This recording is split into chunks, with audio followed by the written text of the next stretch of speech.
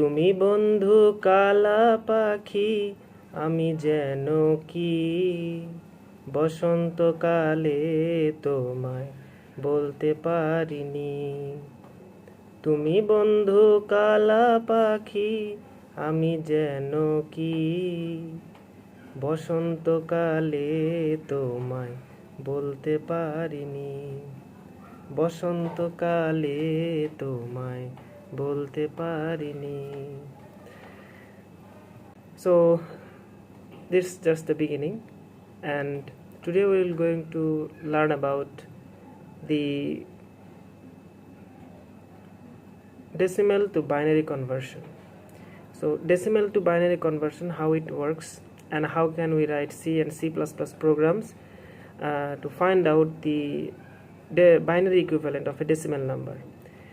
So I will not just make a coding session. I just want to let you know how the things happen, and what is the analysis behind the calculations. What are the calculations? So just take a new decimal number and just analyze how can we find the binary equivalent. How does the coding analysis happen according to this? So just take a new decimal number. Suppose we take 25. Okay, this is a decimal number, and I think you know the basics of writing C programming. How does a C program start?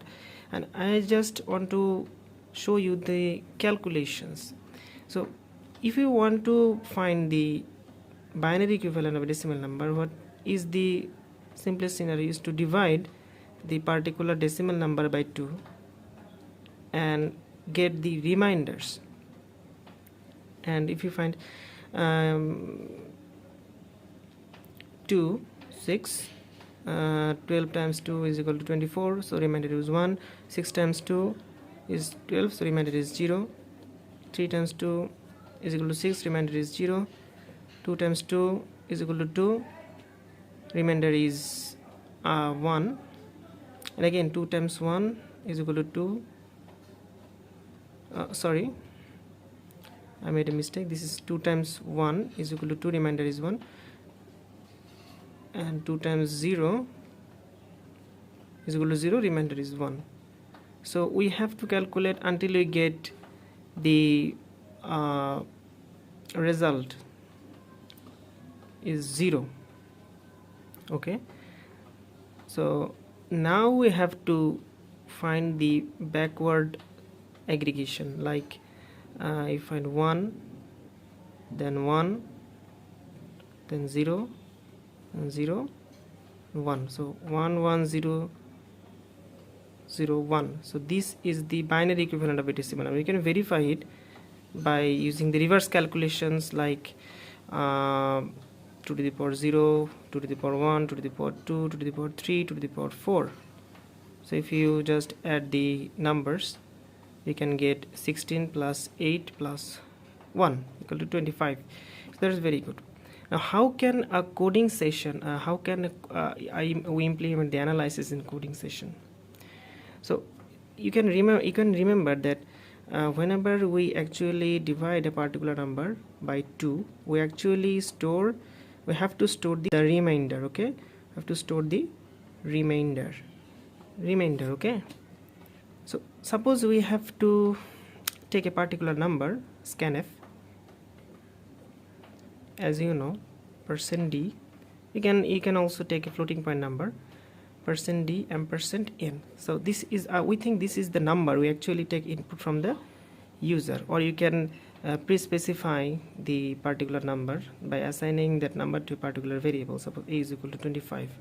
So now we have to take the input n is equal to 25. Okay, user input. What you need to do, we have to divide the number by 2 and encounter or store the quotient. Okay, so how long actually have to go? How long? until we get that particular result 0. Okay, so we have to store the particular remainder in an array. We like to show, suppose we take an array a of 10. It is an integer array, suppose. So it will hold up to 10 integers.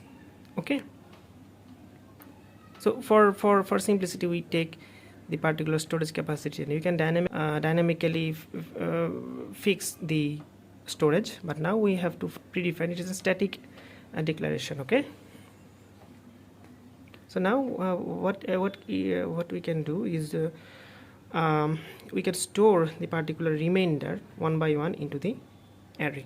So first we take for I is equal to 0, because we will take a0, then a1, then a2. Okay, the array index starts from 0, so that's why we will take I is equal to 0,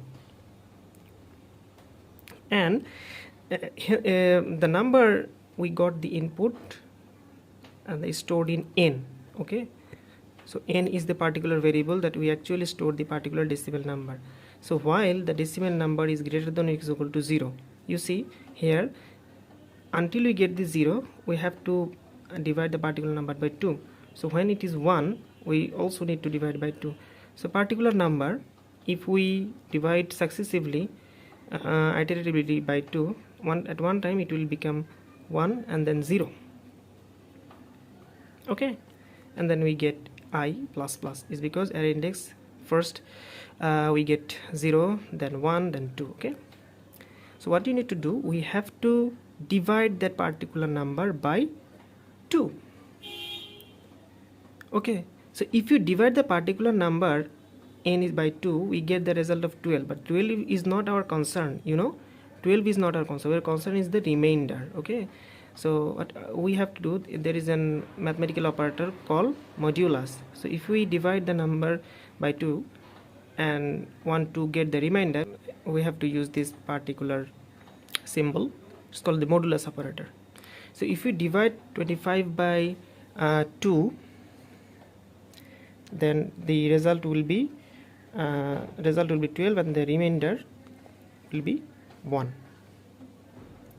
Okay, so the remainder will be 1, and it will be stored in a of 0, but we will not write here 0, because we have started I is equal to 0. So write ai is equal to n by n modulus 2. So 1 will be stored in a0 will be 1. Then again, in the next iteration, it will be a1, a2, but can you notice that n will always be fixed 25 by 2 in each iteration. So I have to make a divide like n is equal to n by 2, then n will become n is equal to n by 2, then n will become 25 divided by 2 is equal to 12. N will become 12 in the next iteration, as we see here in 12. Then it will become 6, that it will become 3, that it will become 1, and then it will become 0. Okay, so when it is 12, like it will, when it is 12, it will again enter into the loop, and 12 modulus 2, that will be equal to 0. So a1 will be 0. Okay, in next iteration, then it will become 6, it will become 3, then it will become 1, 0, and so on. So what we actually get is a0 is equal to 1, a1 is equal to 0. So the sequence will be 1 1 0 0 1. Sorry, the sequence will be 1 0 0 1 1. That sequence, in this sequence, it will become a0, it will become a1, it will become a2, and so on. But we don't need that. The result is not the exact way. The result will be the backward way. So what you need to do is you have to print, if you want to get the result, you have to print the array backward. So what you need to do is to get the array I is equal to suppose array there are actually 1 2 3 4 5 5 remainder. Okay, so array index will go up to a4. So you have to print the array from backward, like a like 4. Okay, so you can start by 4, or you can predetermine the size here, how much iteration it actually takes place. So first 0, then 1, then 2, then 3, then 4. When it becomes 4, this remainder is stored in a4. Then I will become 5, and n will become 0. So that's why the code will not run. So you can fix the size here, and until we get a is greater than or equal to 0, because array index actually ends here in 0, and we get I minus minus. So then we can print the result here. So it's a long video. I think it seems like very much lengthy videos, but I hope if you want to analyze the thing and want to implement in the C programming, I hope this video will help you very much, and hope to see you in the next video, where I will discuss about more programming problems and will analyze some aspects of C programming.